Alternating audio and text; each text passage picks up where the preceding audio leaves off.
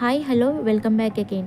ఒక ప్రేమ కథ, ఒక విడిపోవడం ఇప్పుడు మళ్ళీ తెరపైకి వస్తే మన గుండెల్లో మళ్ళీ పాత జ్ఞాపకాలు బద్దలవుతాయా?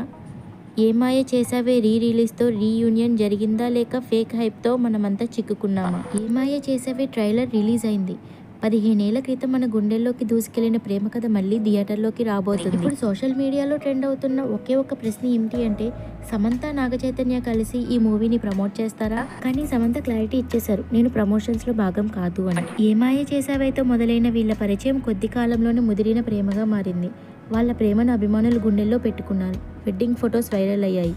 కానీ ప్రేమకి అంతం ఉంటుందా అన్నట్టుగానే 2001లో వాళ్ళు విడిపోయారు. సమంత అప్పట్లో వీళ్ళ ప్రేమకి గుర్తుగా మెడపైన వైఎంసీ అనే టాటూని వేపించుకున్నారు. ఇప్పుడు దాన్ని రిమూవ్ చేసేసి నథింగ్ టు హైడ్ అని ఇన్స్టాగ్రామ్లో పోస్ట్ చేశారు. ఈ రిలీజ్లో మనం ఇంకొక యాంగిల్ కూడా చూడాలి. బాక్స్ ఆఫీస్ ఒరిజినల్ రిలీజ్ టైంలో ఏం మాయ చేసావే ఒక క్లాసిక్గా మారిన అప్పట్లో పెద్ద హిట్ కాదు రెవెన్యూ పరంగా. సమంత నాగచైతన్య ఎవరి లైఫ్లో వాళ్ళు బిజీగా ఉన్నా ఇప్పుడు ఈ సినిమా రిలీజ్ చేస్తున్నారంటే దీన్ని క్యాష్ చేసుకోవడం కోసమేనా అని కూడా ఫ్యాన్స్ డౌట్ పడుతున్నారు. ఇప్పుడు సోషల్ మీడియాలో 2 టైప్స్ ఆఫ్ రియాక్షన్స్ ఎక్స్ట్రీమ్గా ఉన్నాయి.